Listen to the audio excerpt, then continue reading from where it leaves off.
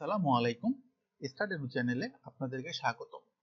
আজ আমরা শিখব কিভাবে স্ট্যাটাতে কম্পোজিট ভেরিয়েবল তৈরি করা যায়, অর্থাৎ ডেটা সেটের এক্সিস্টিং ভেরিয়েবলগুলোকে ইউজ করে নতুন কোনো ভেরিয়েবল ক্রিয়েট করা যায়। আমরা ডেটা সেটটাকে দেখে নেই। দেখুন, আমাদের ডেটা সেটে হাইট এবং ওয়েট আছে। আমরা চাচ্ছি রেসপন্ডেন্টদের এই হাইট এবং ওয়েটকে ইউজ করে বডি মাস ইন্ডেক্স ক্যালকুলেশন করব। বডি মাস ইন্ডেক্স ক্যালকুলেশন করার জন্য আমাদের হাইট প্রয়োজন মিটারে এবং ওয়েট কেজিতে। দেখুন, এখানে হাইট মিটারে এবং ওয়েট কেজিতেই আছে।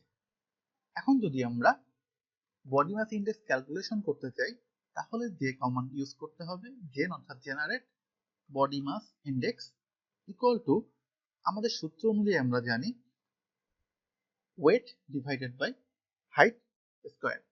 তাহলে ওয়েট ডিভাইডেড বাই হাইট